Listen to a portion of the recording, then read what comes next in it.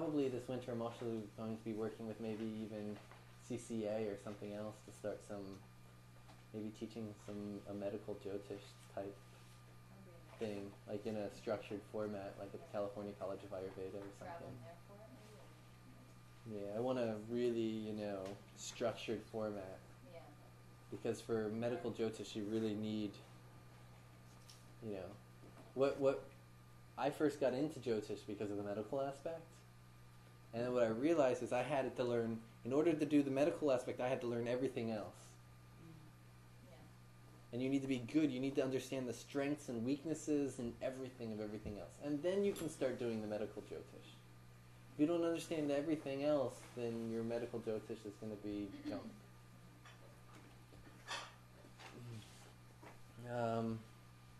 Divisions of Dasha results, section 15. Yeah.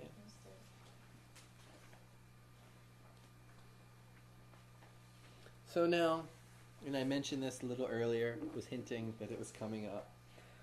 There's a few different techniques to divide the dasha into 3 parts. We saw the Navtara. Okay? We did the Navtara division. There's 3 other ways to divide the sign. Now, how all 3 ways interact, different people teach different ways. This little graph on page 17 is my concept of how we divide these up. In general, if a planet is in the first drekana, it gives results in the beginning of the dasha. If it's in the middle drekana, the middle of the dasha, the last drekana, the last section of the dasha. What's drekana? Third part.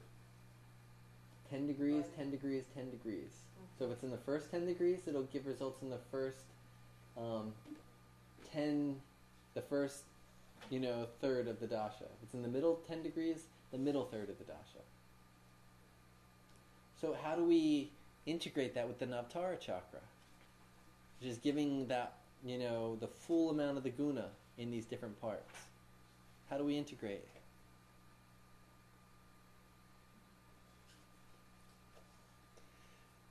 My present understanding of how to integrate. My present understanding, which I'm sure will probably be refined in a few years, because this is definitely a slightly complex area. Not 100% for the beginner, but is that the drekana, 3 parts, is giving that natural, the Nisargika significations of the planet. So let's say Venus rules art. So if Venus is in the first third of the sign, that art, all that art and dancing starts as soon as the dasha starts. The full results. Where, as an example, my Venus is in the last 10 degrees. And it wasn't until the last 3 parts of my Venus dasha that I started, really applying myself artistically. I was artistic the whole dasha. But not till that last third did I really start being, artistic and really manifesting the full results of Venus. So in that way, we can break down the Nisargika aspects by the drekana. The Navtara shows us the guna, whether that rajas, tamas, or sattva is coming in the dasha, how it's affecting the mind and the emotions. Then there's a division. The third way to divide is based on the type of sign. In the class on signs, we had a little section on back rising signs and front rising signs. And I remember somebody said, "Why do I need to know this?" And I said, it's here because, we're going to need to refer to it over and over again in other sections. There's certain dashas that are calculated based on it. This is dasha results based on it. So front rising signs give results in the beginning of the dasha. Back rising signs give results at the end of the dasha. That's according to Jatak Parijata. And the both rising, which is only Pisces, because it rises with the front and back, because the fish is both ways, that, according to Jatak Parijata, gives results throughout. Right. So if it's a front rising at the end of the sign, then what? At the It's a front rising. Okay, good. So this, that was my initial confusion. So we have all these techniques. How do we? And they seem to contradict. No, nothing ever contradicts. It's all a matter of us understanding how to use it. Okay. My present understanding of how to use it. And Sanjay has taught a few different things that I've played around with, and the way that I've used it now, the way that I'm presently using it. I'll say it like that. The way that I'm presently using it. Now, what I just said, that's in Scripture. It says front rising, back rising, that part of the dasha. How to interpret it relative to the other ones. My interpretation. I'm just differentiating what's from Scripture, what's from my own interpretation. I interpret because that's sign-based, that it's showing the situation effects. So let's say that the planet is showing that you're going to get a brand new big house. Or let's say you're going to get a wonderful new job that's full power. Or you're going to get a new position. The situational aspect of a dasha. That's based on that aspect of the sun. So one is giving so for Venus dasha, it's at the end of the sign. And that's giving the artistic nature, but that's the natural significations. Venus in my chart, it's the ruling the 5th and 12th house. So is it giving when is it, it's coloring the 5th house with, it's the house of education. So when is it affecting the education? Beginning or end of the dasha is going to be based on the time, based on the type of sign. Time, basis time. I combine the two. Okay? So the different aspects of the results make sense? Better, yeah. And that's how I've been using it presently. And it's been working for me. But I can only say that that's been my own experience of utilizing those two dictums together. There's a one or two other ways that are very complicated that I'm not going to go into. Then there's a third part to look at, whether it's benefic or malefic. Now, Jatak Parijata, it's the middle part. You can see malefic right there, right underneath the box. Malefic planets, they give results of their strength, whether they're Ucha or Nicha, in the Rashi or the Varga, in the beginning of the dasha. They give the results of the ownership and their house placements in the middle of the dasha, and the results of their aspects and who's aspecting them at the end of the dasha. Where benefics will give the results of their ownership and house placement in the beginning, the results of their strength in the middle, and their aspects at the end. So both are giving aspects at the end. The last third of the dasha gives the aspects, the results of the aspects. But the beginning of the dasha, one gives its strength and then its placement, where the other gives its placement and then its strength. Now, I use this aspect because this is in the same scripture that the last one is. So how do we bring them together? It's in the same scripture, so apparently he was using them together, but he gives them as a dictum. Where now Parash, because Jatak Parijata is giving dictums. This is like this. He gives that dictum right there. This is literally, it's footnoted right there for where it is in Jatak Parijata. It's a pure dictum. It's not giving us how it's used. Where Parashara, on the other hand, he's giving us the result of the sun in the different placements. So he's like giving us an interpretation. It's more utilization, and we have to derive the dictum from it. He's giving us the dictum, and we have to derive how it's used from it. Okay, so there are two different ways to look at it. So how to use it, we're not given here. So we have to try and figure out how to understand it, apply it, and see how it works. How I've used this one is benefics show blessings. Malefics show curses. And so those blessings and curses, I utilize that last technique. Let's say Jupiter is showing that you're going to get a wonderful guru and the guru is going to help you out. But it's by the drishti. So that means in the, so let's say Jupiter Dasha, that aspect, that drishti of Jupiter, it's not going to fully give its blessing till the last third of the dasha. But if I wanted to talk about the guna, when the sattva guna is coming, it's in the first. It's in the first. It's in the Janma Nakshatra group. So that the sattva starts as soon as the dasha starts. But that aspect, I'm not getting the results of that till the end of the dasha. Very intricate here. Not like the beginning at all. The beginning was very simplistic, right? Easy to understand. You go off and start predicting right now. This, it's all of a sudden very complicated. As a beginner, work to this slowly. Okay?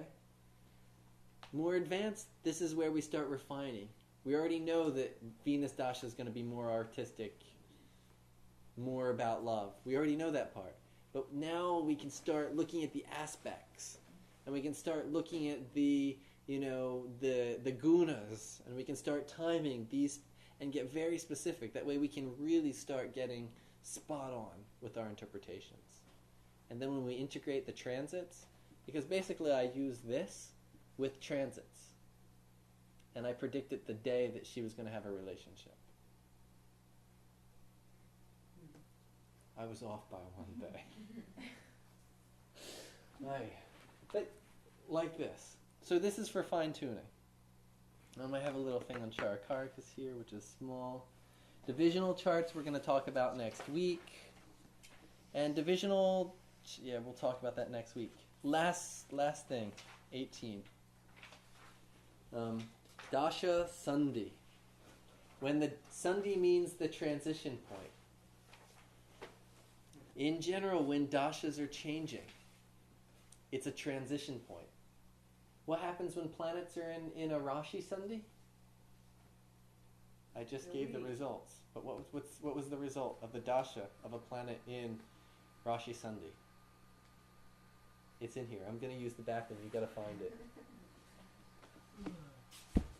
It's in there. The exact sloka.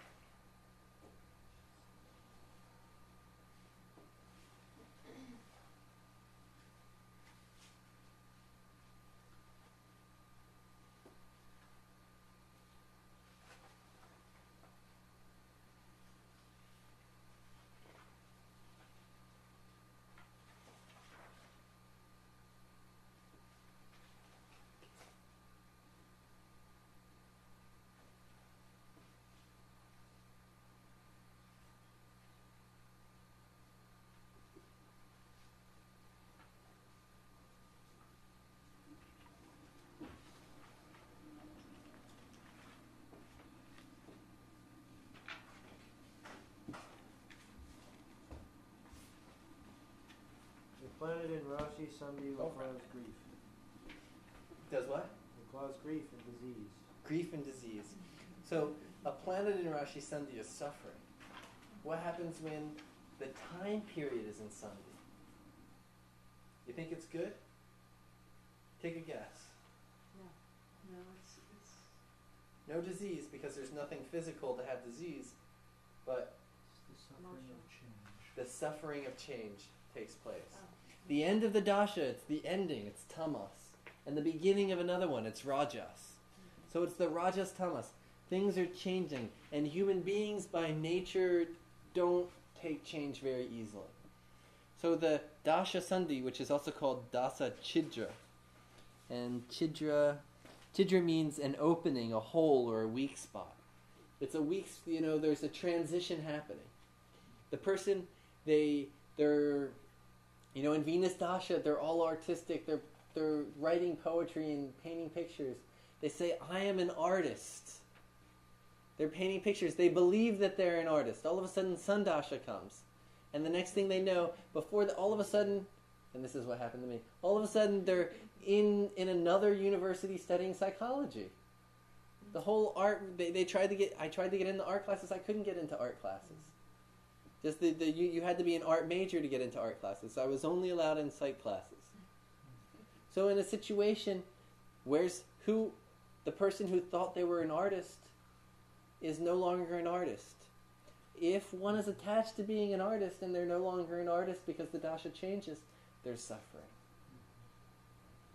So at one level, suffering is only because of our attachment. But during the changing of the dasha, these changes happen. And so they're weaker times of the life. That's what we're ending on. The end of the dasha. So these are 18 points to interpreting dasha. What exactly, not exactly, what roughly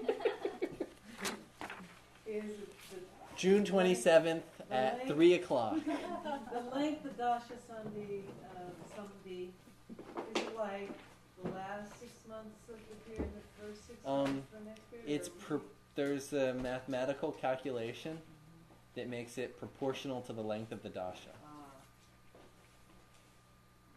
I'm wondering if I'm in it now. Yeah, because I'm at the 27. to me, I don't put too much importance on it. Okay. You know, just that transition, just know, I haven't seen anybody like, because people come to no matter what people say, the clients are people that are suffering.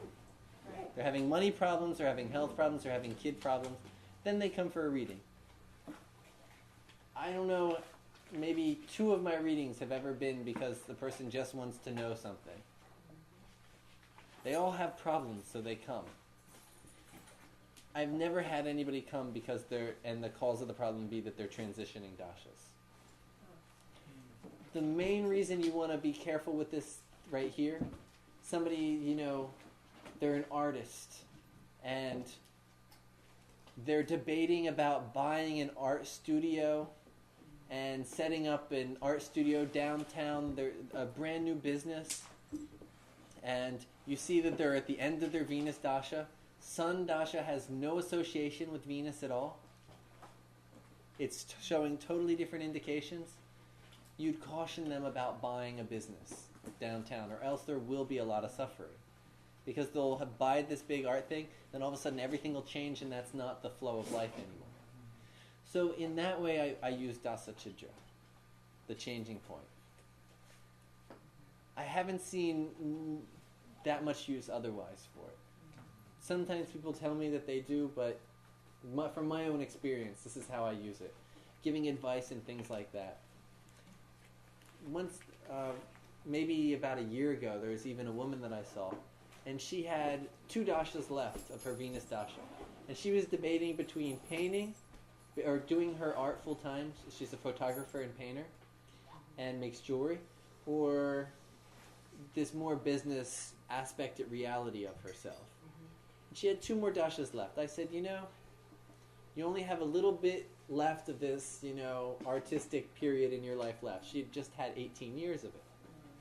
I said, take the next 2 years, fully focus on your art, because you're not going to be focusing on it much longer after that. She said, okay.